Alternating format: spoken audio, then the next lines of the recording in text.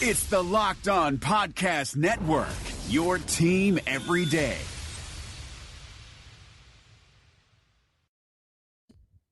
Welcome into Locked On Bills. I'm your host today, Kevin Messeri, back with Jason Shannon, doing our, I guess, going to call it our yearly live mock draft 2 weeks out. Want to really do this thing, 32 picks. Jason and I are just going to flip-flop our picks, going to go live. That's what you're going to get today from your local. So this is going to be right from your Buffalo market. We're going to bring you these picks as we see fit. But we're going to do what we think the teams are going to do, right, Jason? Like, we're going to get into this thing, not what Jason and Kevin think. We're going to say what these teams are going to do. We're going to really rock every pick and explain it. So welcome in, everybody, to Locked On Bills. Jason Shannon, how you doing today? I am doing great, Kevin. I'm pretty excited to do this. I know we've been holding out the last few weeks of not doing an official mock draft, but I think now is the time where we have enough information, and I'm ready to just get roaring with this thing. Perfect. Let's just jump right in then. More time to talk about the players and the picks. Jason is going to start us off here with Cleveland, as they have 1-4, but Jason's going to get their first pick here, the first overall pick, as Jason now jumps on the clock. Yeah, so I've been hearing a lot about – I think Sam Darnold's really been the guy at this spot for this whole time, but I actually think that the Josh Allen hype here is starting to take over, and now we're hearing that, the Jets might like him, the Bills might like him, Denver, he's not going to slip past there. There's a lot of competition there, and almost more than I had heard about Darnold at this point. So Cleveland might be getting itchy here and thinking that this is going to be their chance right here to take a franchise quarterback. I know, it's very weird because you hear the Bills, sort of their fans say, hey, we don't want Josh Allen, we want Josh Rosen, we want Baker Mayfield. You hear strong rumors going to the Bills. Almost every single team that's picking up here and needs a quarterback has that same rumor with Josh Allen. So I can't predict exactly where he's going to go, but I actually would think it's about 50-50 between him and Darnold. And at number one, I'm going to take Allen here right now because not only that, it seems like a Cleveland Browns pick to me. All right, Josh Allen, Mel Kiper over there. It's picking up steam. Every radio show, these guys know something. It's not just someone's agent. I think that's a really 50-50 pick. I think that could be 55-45 to Allen at this point based on what everyone's saying. Who knows what ends up being true. They go and take Barkley and wait till 4. But anyways, it puts me back on the clock here, I guess, for the first time with the Giants. I still think that they trade this pick, but if they don't, I just think they love Chubb. I'm going with Chubb. I don't think there needs to be much explanation than that, other than Bradley Chubb, NC State. They just traded JPP. Guy's been in for a visit, said they really like him, love his character. There's no other explanation needed if they keep this pick. Even if I think they like Darnold, which would be an interesting spot, I think it's either Darnold or Chubb. Yeah, Chubb is definitely a positional fit there. So I definitely think those two and Barkley are guys that would definitely be considered there. I'll jump right into number 3. We all know that the Jets are taking a quarterback here. They're not moving anywhere. I mean, I guess unless they wanted to go up one spot. Go up one spot or go up 2 spots. Really another second. Really to block the Bills. At this point, I don't think that they knew that Darnold would be available here. I think Allen's definitely in the mix. I think Rosen and Mayfield are in the mix. I think I am going to take Sam Darnold here because I still think that he's considered possibly the top overall quarterback. It's like a lock Mayfield there. I don't know for sure, and I still think that Allen's still 50-50 as far as that goes, but I think that Darnold would create a whole new situation. And, let's be honest, every one of these quarterback needy teams has checked out every one of these quarterbacks at this point. So they all have contingency plans as far as if this guy gets taken, if this guy doesn't get taken. And I'm just going to trust that as kind of the consensus top guy, including Allen at this point, I think the Jets would make that move.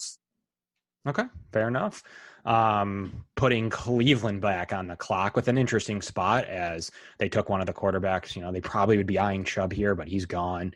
I think that they could very easily go D-back with all of the D-backs on the board. I don't know if they go Barkley. I think that that's a really hot pick here, but I'm going to go with Minkah Fitzpatrick from Alabama here. I think that that's the spot that they choose. I think that he's a really good fit in their defense, and I think he's a guy that they could really build on. So I think Fitzpatrick, Barkley could be gone. And I mean, it's 50-50. So I'm going to go defensive side of the ball because they went 0 in the first. So Fitzpatrick is a good pick there. And for a team that still has a lot of holes, doesn't have a lot of certain things, a guy that could probably play cornerback or safety, just a dynamic playmaker, is definitely a guy to consider there. And then if you consider, even like Jabril Peppers, who's going to have another season, you can move those guys around.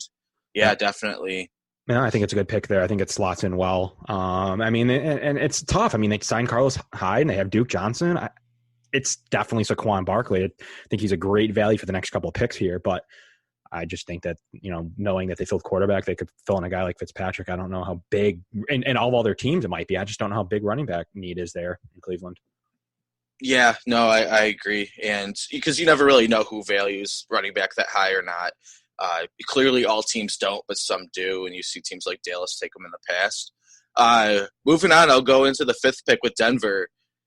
In this scenario, I don't see quarterback falling from them, so I'm going to take another. And I think, judging off of what I think of what John Elway and company might do, I think that Baker Mayfield's probably the guy here. I know he's been mocked there for a while, and guys have kind of still been moving around as far as what people consider where these guys are going to go. But I think that Mayfield is Elway's guy, and if he's available, I think he's going to jump on him.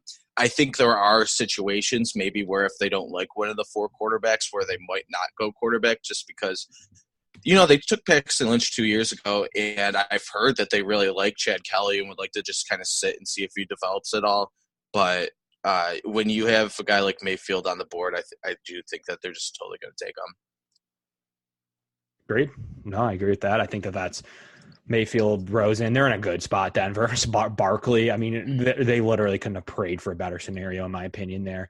If that's the way this draft goes out for Denver, they don't trade if that's the case. Buffalo's got a little bit nervous with Mayfield coming off the board, but jumping into Indianapolis, they're loving this situation. I think that they have 2 of their top candidates available with Nelson and with Barkley. But I think the rumblings are real with Nelson. I think they take Nelson at this spot. I think they will. I think it's tougher because Barkley's on the board. But I think that they're in a lot of situations he might not be. So yeah, I think that makes it real tough for them. But I would say that Chubb, Nelson, and Barkley are definitely the 3 candidates for that pick. Yeah, for sure they are. And I think Quentin Nelson is the most likely, like we're doing what they're going to do. And I think he's the most likely spot to end up in Indianapolis if he's not, I guess, picked at Denver or before. People love him. Yeah. So and you have to think, too, that team needs protection for Andrew Luck if they want to keep him alive for the rest of his life. To save face, they have to take probably the best guard to ever come out, as we've done our, check out our old scout pouting show for Inside. Just tweeted it out the other day, but for Inside Lineman, check it out. He's probably the best ever. How much can a guard affect your team? It's a discussion for another day, Jason. So what's going on in Tampa? So Tampa just landed into the dream situation of all situations. I do think that Minka Fitzpatrick would have maybe been a guy to go there, but I don't think they thought in any situation that Saquon Barkley was going to be there, and they have a pretty big hole there. And I think that just the talent is undeniable at this point. And they've been getting a couple of really subpar years out of Doug Martin, and I just think that they want to totally overhaul that, and I think that's a perfect place for him to go. Well, don't forget they don't even have Doug Martin, right? Right. No, I know, but I mean, just having to deal with those Rodgers situations. And Barber, I mean, man, it's one of the more dire situations in the league, and I just think and you got to remember too, Winston would love to have a target out of the backfield. Saquon Barkley does it all, so I think that's a really, really easy pick for them, and I think they sprint up to the podium if this becomes a situation. Yeah, I actually agree. I think that's a really solid pick. And in this draft, don't be surprised if, because of the quarterbacks being taken, if Barkley goes somewhere 6 to 8. I mean, I don't think it's that crazy to assume. Getting into Chicago, though, Chicago's in a great spot too. I mean, I think that the real Tremaine Edmunds talk is real there. They want a outside linebacker of his stature.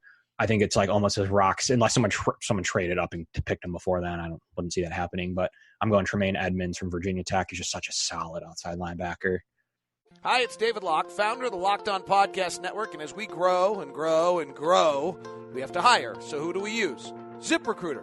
It's really cool. ZipRecruiter learns what you're looking for, identifies people with the right experience, and then invites them to apply for your job. So it's a two-way street. And then to make your life easier, ZipRecruiter doesn't stop there. They spotlight the strongest applications you receive, so you never miss a great match. In fact, 80% of employers who post a job on ZipRecruiter get a quality candidate through the site in just one day. The right candidates are out there, and ZipRecruiter is there to find them for you. It's been really fabulous for the Locked On Podcast Network, and it works for business of all sizes. So trust ZipRecruiter for your hiring needs. Right now, my listeners can try ZipRecruiter for free. That's right, ZipRecruiter for free. Here's what you have to do. Just go to ZipRecruiter.com/lockedon. That's ZipRecruiter.com/lockedon. ZipRecruiter.com/lockedon. ZipRecruiter. It's the smartest way to hire. Are you noticing your hairline starting to recede? Maybe that bald spot on top of your head's getting a little bit bigger? Did you know that 66% of men lose their hair by age 35? Here's the thing. When you start to notice it, it's too late. It's much easier to keep the hair that you've already grown than trying to regrow hair that you've lost. Go to forhims.com, a one-stop shop for hair loss, skincare, and sexual wellness for men. Thanks to science, baldness can be optional. Hims connects you to real doctors and medical-grade solutions to treat hair loss. No snake oil pills, no gas station counter supplements, no waiting rooms, no awkward doctor visits. It's so easy. Order now. My listeners get a trial month of Hims for just $5 right now while supplies last. See the website for full details. This would cost hundreds if you went to the doctor or to a pharmacy. Go to forhims.com/locked. That's FORHIMS.com/locked. Forhims.com/locked. Yeah, a real athletic freak, and I think that he's going to help that defense a lot. And he does become a very difficult person to pass up if he gets down there. And I do think that will probably be the range he goes if we have four quarterbacks going that high. Yeah. San Francisco at number 9. There's a bunch of different ways they could go. They have a bunch of defensive needs that they probably could be filling at this point. I do think that this is a guy that is probably higher on most people's lists than me, but I think that Denzel Ward would be a really interesting situation for them. They need cornerback help. He's a nasty sort of player to maybe help revamp that defense into sort of the defense that they had success with a couple of years ago, and I think he's a little undersized and his ball playing skills are maybe a little lower, but everybody seems to think that this guy's the real deal and, one of the CB1 or 2, and I just think he's going to be a good fit for that team. Yeah, no, I agree with that. I think that he's in a really good spot there. I actually do like the player. I think he's a little slight early at 9, but I have him at like 15, so I don't know how. Yeah, I think he's going to be a good player. I think that's a little high. Part of it is too that there's just 2 or 3 cornerbacks that I like way more than a lot of draft scouts do. But yeah, I still think Ward's a good fit, and we're going off of what we think is going to happen. I think it's going to be really interesting for them. Yep, exactly. Let's get into Oakland. They're I guess I don't know if they're happy or not. I guess they might. I don't know. I feel like they could want Edmonds. They could want Ward. But I think that there's probably one player that they can't pass on at this point. And they just, I would assume they really like his talent. There's probably 2 players here that they'd be considering. I think they're going to go defensive side of the ball, and they're going to go with Derwin James, or they're going to, consider Roquan Smith at this point. But I just think they've been eyeing Derwin James this whole process. I think that they know Miami would probably take him. And that they have to this is the spot they have to take a talented defensive back like James is. Yeah, I've heard that Miami is definitely a popular spot for James at this point. So they know that they'd have to take him at this point to get him to go ahead of Miami. I think it's rock solid. It's him or Roquan. You could go either way on it. So I'm going to go with Derwin James personally. So you can go either way. Yeah, so that creates an interesting situation for Miami at number 11. And I do want to throw out there that I don't think it's impossible that they could be a team looking for a quarterback at this point. Mm-hmm. And that's why I'm kind of going back and forth, because everybody knows that Buffalo picks next and Josh Rosen's still on the board. Oh, man. Do I break the hearts of everyone and decide to take him? But I will not, because Roquan Smith is still on the board, and I think that they really want to be jumping for joy if Roquan Smith or Derwin James is on the board. I agree, and that's why I think Roquan's going to be there. They're also going to get back Raekwon McMillan, who really didn't play last year, Right. and I think they could be, Miami's got a ton of holes, and I'm not sure that they're ready to just double down, especially when they already have a quarterback that they're paying a lot of money to, when they really need every pick that they can get to just be competitive this year. I really think this could be a year that they struggle if they don't start filling some of these holes in the draft. Yeah, if you look at it, they got Rashad Jones and TJ McDonald. They would like to replace them, but there's no defensive back there. I mean, Cordero Tankersley and Xavier Howard, they could do some work there. But McMillan and Alonzo are really all they got going on at linebacker. And I think they're running to the podium if Roquan Smith's there. I don't think the Bills even have a shot at Roquan if he's on the board at Miami. At least block quarterback with Roquan Smith. Yeah, no, I agree. It's on to 12 with Buffalo. Well, I guess for a lot of teams, actually, from Denver on down, Cleveland picked who they wanted to, but really from Denver on down, a lot of good scenarios here for these teams. That's why check out this Locked On Draft segment after then, see how good we did here 2 weeks out. I mean, obviously, I just think that they're in a prime spot, and they're going to swing the trigger on their future quarterback, not having to trade up in Josh Rosen. Yeah, so I don't know how – see, the thing is that I don't think this is even humanly possible if we have trade-ups involved here. But with no trade-ups, I do think that the thing that this does illustrate is that the teams that are actually picking from 6 to 10 – there's too many good players just to – There's just no interest there for any of those teams to take a quarterback, and there's just a ton of good players sliding. There wasn't like a sketchy player taken ahead of 12 there. I'm looking at this list, and I'm saying every one of those players the Bills would enjoy having too. So right, every one of them, call it every single player taken before the Bills, even including Allen and all the way down. You have probably a player that Bills would absolutely take at 12.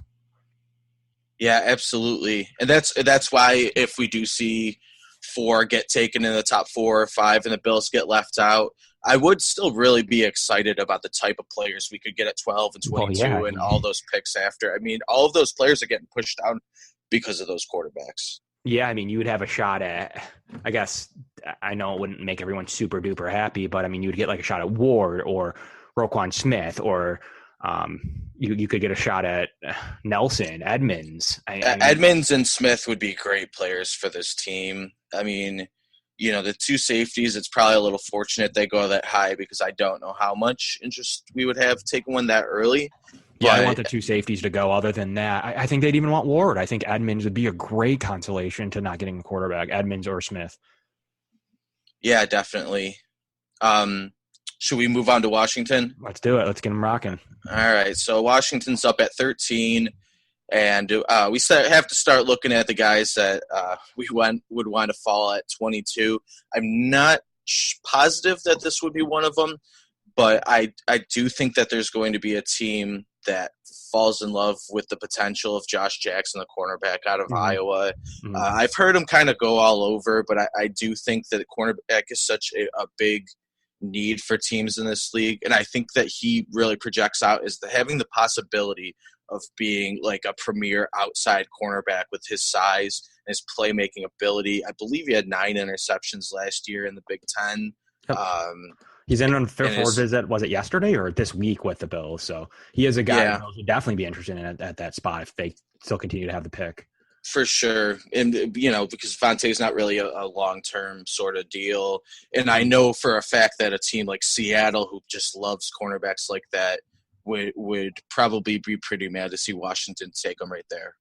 What do you think about Green Bay at 14? Yeah, you just broke their heart. I mean, I think Josh Jackson was a guy that we're now starting to break hearts after that great run to 12 for every team. I think that they were planning on Josh Jackson and or Denzel Ward being there. They're a little upset, but they need to address D-back. I mean, they're, I think, in a world of pain at that position. So I do believe that they have to stay at cornerback and continue the run that might not make the Bills fans happy. But I think they take Mike Hughes from UCF. Really great dynamic nickel corner, can jump outside. I just think he makes their team a lot better. And I just don't think there's any way they don't select a D-back. Yeah, it's, Hughes, I think most people would think that's a slightly high for him, but I think at the same time, they love, most teams love guys that can move inside or outside, like start his career on the inside and eventually become a big-time cornerback. Also, was a really dynamic returner. His big thing is just going to be how he comes out in interviews, because he got kicked out of UNC or off the team there and sort of had to bounce back to have a big career at UCF. But he's definitely a real talent. Yeah, he is. And I think with the two corners going, they don't like the scenario. And they're, sitting deciding between, they're really deciding between, I guess, him and Jair Alexander. So, the safeties are gone. So this isn't a spot that they love that they're in right now. Personally, they didn't get anyone fall. They could always go D tackle, I guess. They could always go D lineman here, maybe Vita. The Locked On Podcast Network is excited to announce our expansion to Major League Baseball. Let me introduce you to the new host of Locked On Reds. This is James Rapine of ESPN 1530 in Cincinnati, your host of the Locked On Reds podcast. It's your go-to source for daily coverage of the Cincinnati Reds. Join me every day as we dissect all of the news and break down everything that's happening with and around the Reds this season. Make sure you keep it Locked On Reds for your daily Reds fix. Subscribe to Locked On Reds on iTunes, Spotify, or whatever podcast catcher you use. It's the Locked On Podcast Network, your team every day, now with Major League Baseball. So that's, I think cornerback's the biggest need, and that's what they're going to talk. I think they have the most chance to take a cornerback. Yeah, definitely. Coming up next is the Arizona Cardinals, and they're kind of in a bad situation where they're a team that needs a quarterback, and they probably just won't be there, and I don't think they have the ammunition to get into where it would really get you into the top four, which means it comes down to where you think Lamar Jackson is the guy there, whether they want to just sit with Sam Bradford for a few years.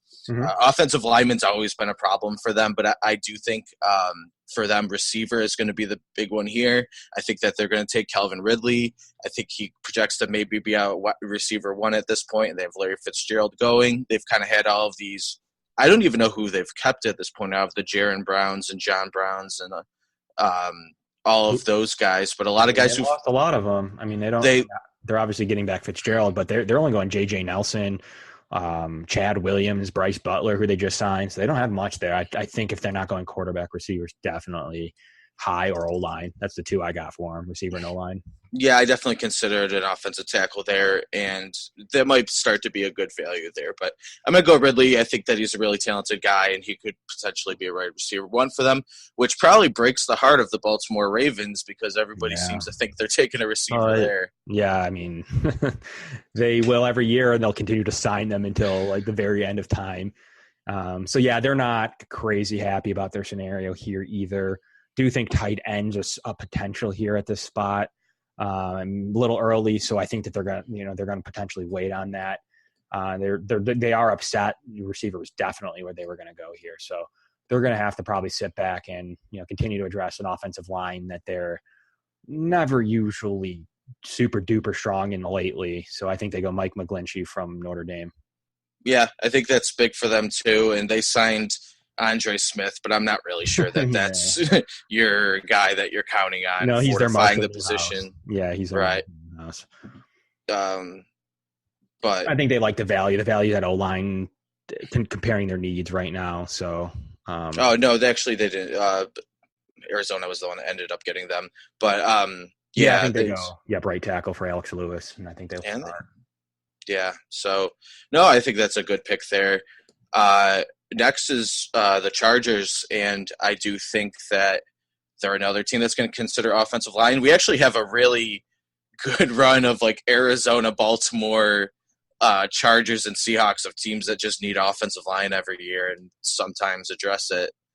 I think an interesting player for them to add to that to the defensive line is Vita Vea there. He becomes a big body, and they lack a little bit of that. And just having another guy like that to let Bosa and Ingram rush off of the edges right there, I think Vita Vea would be a really big pick for the Chargers there. And I think that starts to be really kind of the place where you're just going to expect that guy to be off the board at that point. Yeah. So I think they like it there. Yeah, no, I mean, he's a good player. He's one that probably would be in the eyes of the Seahawks in the next pick too. So they're probably not loving what just went off the board in the last couple of slots. So I think they need to address their defense. They need to get back some talent. They lost a lot of their playmaking. Lost a lot of it. I think they got to go Jair Alexander. I mean, I think that they need to add a corner. I think that they're okay with that. After seeing 3 go, I think they're fine with taking some people have him as, cornerback 2, cornerback 3. So I think they're fine with that at 18, getting that value. The Bills are probably pretty upset. I know they like them. That he's, slotted off the board. He's probably top 16 on most boards. So they're not super happy that he just went right in front of them. Yeah, no, I mean, I've heard Jair Alexander be some people's cornerback 1s at this point. I think there's a big mix up between, who the top 3 or 4 guys are. And he was a guy that I thought played a little bigger than what he measured out to be. So I think that he's a good player there. Dallas Cowboys at 19 are an interesting one. I think this might be a place where they've clearly valued linebacker as something that they really would like to be good at. Mm-hmm. And Sean Lee's had his question marks as far as, being injured and getting older. Jalen Smith really wasn't as good as advertised last year. I think people were really happy that he got back on the field, but wasn't the type of player he was at Notre Dame yet. And then they just lost Hitchens. So I think that Rashaan Evans is a guy definitely from Alabama that people like in that range right there. Yeah, if he gets if he gets to that spot, I think it's a no-brainer. Yeah, for sure. You got Detroit next, who could do a bunch of stuff. They could go anywhere. I mean, what's good also real briefly in Dallas, they could also take a random receiver. Yeah, no, I definitely thought about maybe even like a Cortland Sutton there or, sort of a high potential guy that could fill in for Des Bryant at some point if stuff starts to sour with him. Yeah, definitely. Another spot where I don't know if tight end's ready to come off the board, but one that I've always noted after losing Ebron, I think that they do it. I think they take Dallas Goedert from South Dakota State. I think they put a tight end there. Matt Stafford loves tight ends. I think this is about the range you're going to see one go off the board, and the top 25 Goedert talk is real. Yeah, that's pretty high for him, but I do think now there's so much talk about 2 tight ends going in the first round, 3 going in the top 40. I know Hayden Hurst is there, and then obviously Mike Gesicki, the workout god, is there too. I think there's 3 in the top 35. Yeah, I think it's very possible. And if you look across the league, there's a ton of teams that tight end isn't exactly their best position right now, just between guys with injuries. And they say Goedert brings it all, man. He brings the whole gamut to his game. If you want a guy that can do pretty much anything a tight end's supposed to do, he's a guy that jumps off. He, makes a living in the dirt. So I think he's a good player. Yeah, for sure. Definitely a well-rounded player. Cincinnati becomes interesting because I think there's a couple places that they could go. I think that O-line is still something that people think that they need help with. I mean, it was like the very, very obvious pick at number 12. And some people think that there might be a situation where they could move, have Glenn at the left tackle position and then, have a draft pick at right tackle or maybe move somebody to guard. And I actually think that Connor Williams from Texas is a good guy for this position just because some people think that he's going to be a right tackle. Some people think that he's going to be a guard. Who knows if he's going to be a left tackle and Cordy Glenn gets hurt or whatever. I don't think that's out of the situation right there. But they had a really poor offensive line and have really had a tough time since guys like Whitworth left where, if the best thing you can do for Andy Dalton is just give him a real real players on that offensive line. I think it's a good pick. I think that Williams is going to be a good player there that some people project to go that high. And the Bills aren't happy. They don't, although they love the spot, so no one's going to be complaining that they were in to start this draft. I don't think they love the spot that they're in, although they did get to keep this pick and didn't have to trade up. They did want one of the tackles, in my opinion. They did want one of the corners. All four gone. They're maybe Vita could have been there. They're not happy. Daron Payne's still there, Jason. So I guess we can kind of make this pick together. Like, where do you think that they go? Do you think they go with Daron Payne? Do you think they go with James Daniels, Taven Bryan, Will Hernandez with the Richie Incognito news? Where do you think? Yeah, I think that there's a couple.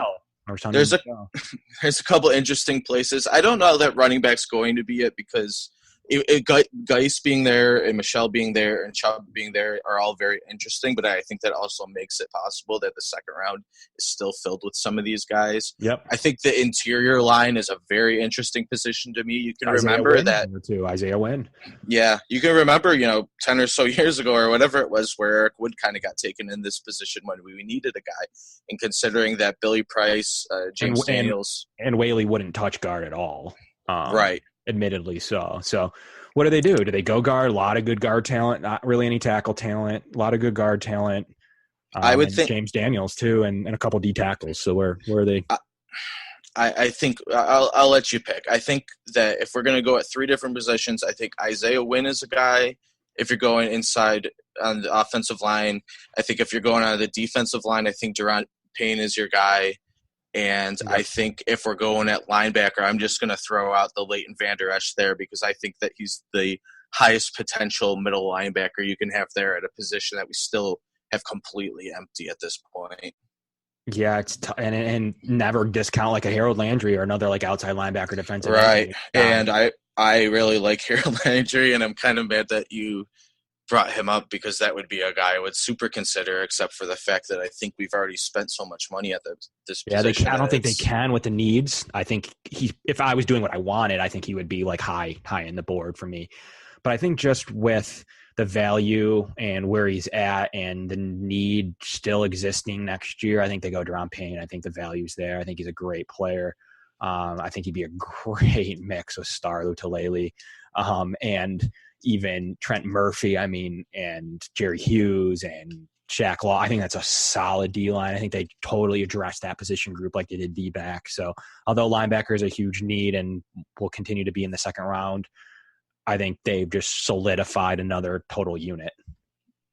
Yeah, totally. And I think that's probably the pick I would make. I think the interior offensive line becomes really interesting now, depending on what you get from how real this Richie Incognito thing. It seems like it's really real, but that might leave, that might make it a more important position at this point. I think they're happy coming out with Rosen and Payne. I think that's a really solid day's work, not giving up, having still 4 more picks. Yeah. So let's keep going here. We got the rest of the first round. With 23 New England, it just seems like they, I actually thought that Mike Hughes would be an interesting guy for them. Mm-hmm. I don't think the character concerns would really affect him that much. Really, all of the top cornerbacks I think would go in this place are probably gone at this point. I'm actually going to give him Leighton Vander Esch because I think that he becomes an interesting linebacker for them. It's a position that they always sort of need and they always sort of address. Taking high picks in Collins or Mayo or Hightower. But yeah, I think Vander Esch's guy is rising up right now and seems to be the type of player that I think the Patriots would take at this point. Okay. 24 Carolina. I think this is a lockdown receiver. I just don't think there's any discussion here unless there was a receiver run or something. I think DJ Moore from Maryland brings him a lot of versatility. I've been hearing rumblings about them loving him. I just think that that's just a solid choice of where they're going to go with this choice. They could go tight end or they could go D end. But yeah, I just think it's a no-brainer to take DJ Moore. He's a great player. Totally agree. 25 is Tennessee, and Harold Landry's still on the board. If I had kind of thought about this the whole way, maybe I would have had somebody else take him. I think there's a chance he falls, but I think he's the second best D-end in this entire class, and had one of the better 2016s I've seen out of an edge rusher at this point. Yep. Going to Atlanta, heard a ton of rumblings. They're really mad that they just lost out on Daron Payne. But I've heard of tons of rumblings. They're going Taven Bryan from Florida, a guy that they really need to get some help. I was listening all day, actually, and a lot of Atlanta talk, and they lost two big starters on that defensive line, and that just makes a lot of sense there. Yeah, they're for sure going D-tackle, and they're going to take the best one at this point, and it's Taven Bryan. And actually, he's been talked about a lot there, so to solidify with Grady Jarrett. Yeah, so 27 for New Orleans. I'm trying to figure out what they could go Cube. They could go Cube. I'm not. It just doesn't seem like you would do that in the first round if you were them. I know that they still are looking at tight end as a possibility, and as a good team that needs some weapons, he could be a guy. The huge tight end spot. It's a place that could go tight end, and I'm going to go with Mike Gesicki because I think I think between the production that he had and then him actually showing that athleticism in the combine is going to put him into the first round somewhere. And I actually, that was a big Dallas Goedert spot for me. But, he's gone in this situation, so we move on. Pittsburgh at 28. Yeah, they're not happy. They lost a couple of key players that they were completely eyeing with, Landry would be going here, Van Der Esch would be going here. They need a defensive tackle. So they're going to probably have to go, based on what I'm thinking, they're going to have to go. There's no linebackers really here or any safeties. They're going to have to try to go value. And I think that they're just going to have to go with – I'm going to go with Davenport. I really think that they're looking to add to the pass rush, their defensive line, front seven. He's really the guy left. I mean, even Brian's gone at this point, so I'm not even sure. They're probably not super duper happy. No, but I do think that a good team near the end is definitely going to be the better fit for Davenport rather than a team that picks him at 13 and expects him to be a star there. I don't think he's even close to ready, but I do think that's a better situation for him to be in. Yeah, he gets to be put in with TJ Watt and Bud Dupree and Cam Hayward. He's got a lot to develop there, and I think that they're going to add another piece of talent, seeing as they can't fill what they wanted to fill. Yeah, so where are we at? 29 with Jacksonville. That receiving core still needs some work. They definitely do. Receiver tight ends, for sure. And right now, I think that they could probably use somebody that has the sort of number one frame. I didn't pick Courtland Sutton yet, right? I think that somebody is going to definitely take Courtland Sutton in the first round, just based on his size and sort of the catches that he makes. There's some key sort of analytics stuff that it doesn't exactly like his separation at the college game. It might think that's a problem. But at the same time, there have been other receivers, your Alshon Jeffries and such, who have overcome that with just really good ball skills and the ability to, just catch in traffic. So I really think that Courtland Sutton from SMU is going to be – I think he's going to be taken somewhere in this range. And Jacksonville is here. Yeah, Minnesota was interested here. Looking at that, they need to put some talent in. They've been talking about another tight end spot that I'm not sure if Hurst can make it past here either. But they're just loving Will Hernandez at this spot, and that's an easy pick for them. I mean, they're running up Will Hernandez. All right, Will Hernandez at guard. 31's New England. It's always interesting. At this point, now that we had them take Van Der Esch at 23, which I do think fills a need. You're also looking at best player available at this point at New England and what they do. And at this point, we have Isaiah Wynn still on the board. Somebody crazy like Arden Key, who I think it's not impossible that he goes in the first round. Don't forget Colton Miller. We still have the Colton Miller. We still have Lamar Jackson on the board, which would be they like their spot in New England after a couple of teams that didn't like their spot. I think New England's pretty happy here at 31. With all the quarterbacks and all the other players getting taken high, I think that this is a good place for them to have somebody fall. And actually, I don't think it's going to be a giant need for them, but I think Maurice Hurst is way too good to be on the board right now at 31. It sounds like he made it through those health checks. I think that's still going to be a problem for some people in drafting him, but I think that's a guy with a real talent, like just crazy sort of interior penetration skills that I think would be is just really interesting to any team at that point. Any team who has the luxury to take a guy like that. And Philadelphia rumbles. That was literally their pick. They are praying that he's there in real time. I don't know that he's going to be. That's the guy I think that they would have loved to continue to add to that ridiculous D-line. But they need to find a replacement for Trey Burton. And the best player I think still available is I think I'm going to be the third tight end off the board with Hayden Hurst. Yeah. I think he's the value. They need to fill in that Burton role. They can develop him behind Ertz. I think it's a great spot of a team that's talented that can just continue to add potential best players on the board. And I think that I have him as the best player and definitely a need for him. I think that that's pretty easy pick, especially with the other Hurst going right before him. Yeah, I think that the only other guys I would consider there for them are the running backs at this point, just because we left so many on the board. And it just depends on, what teams think of running backs at this point. And they might think that a lot of these guys are similar.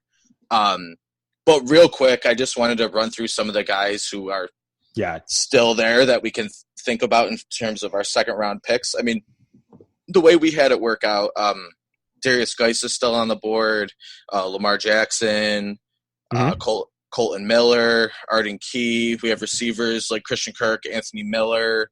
Yeah. The interior lineman. The interior lineman. We didn't take Isaiah Wynn, which I don't think is impossible that he could go. Obviously, Billy Price, James Daniels, Frank Ragnow, who's my guy going in the second round. Ronald Jones, Sony Michel, Nick Chubb, all there at running back. A whole lot of really developmental offensive tackle guys. Miller was included. Brian O'Neill's another one. There's a couple decent safeties, Ronnie Harrison, and then a really versatile guy out of Stanford, Justin Reed, who I think might be sneaking into the first round. Yeah, no, Reed, I've seen top 40 for sure. He's a guy that could go in the first round, especially some of these D-back teams that are like, no, we need a safety. And then even with those D-backs taken, I mean, we would still be leaving Carlton Davis on the board. I thought there was a good amount gone. Dante Jackson. Yeah, I mean, there would still be cornerbacks to take, even in your worst case scenario of as many cornerbacks as possible gone. And then, obviously we left Lamar Jackson and Mason Rudolph there on the board, which That's interesting. I don't think is an impossible situation. I do think Lamar Jackson probably goes, but Rudolph, man, anything would surprise me on Rudolph, whether he was suddenly Jake Locker going at 8 or Christian Ponder going at 12, for instance, or at the same time being, one of these guys Ryan Nassib or Tom Savage or Davis Webb, where people think he's going to go late first, but, people actually hold right on his ballot. Who's happy is Miami and Arizona. They're the ones that didn't take them, and they have 2 value players. Do anything I would do anything in the second round to get those guys. Right. Yeah, that's definitely a good point. And they don't have to trade that much. I mean, to move up a couple of picks, Cleveland's probably they're not. Who's on the board? Who's 33? Oh, is it Cleveland? Did they trade that? I don't know.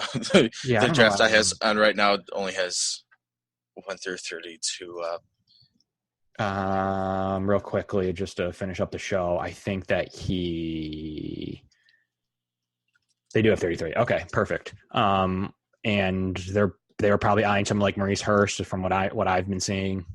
So interesting. I think that they could field a bunch of calls now that maybe a player or two that they would be thinking now with the quarterbacks on the board. I think they're in a great spot, and they've picked 2 players. I think they're in a good spot. Yeah, no, for sure. So really great addition. Always good to get one of these ones in. We can reference this, keep this. We have a Google Doc rolling. Maybe might fit in one, Jason, at least a 23, maybe. The day before 2 days before the draft to compare them. I'm always ready to mock draft at this point, but every week that goes by, you get a little clearer as far as. Actually, not necessarily. Sometimes it gets more unclear as we go. Yeah, let's do 1.0. We'll call this 1.0 show. We're going to do 2.0 the week of the draft, and we're going to compare them. We will do it without having the doc up. Yeah. And we're going to go 2.0 and compare to see which one was closer to being right. We'll do some type of quick scoring on a show on a following week. We'll do a scoring of, 3 points if we got it right or something. And we'll go through it then. But really great show. Check out the Locked On Draft Edition. Those guys do put in a ton of work. Can explain these prospects more in depth. Thank you for tuning into our live radio mock. I'm Kevin Masseri, and that's Jason Shannon. Thanks, guys. Okay, I've heard you.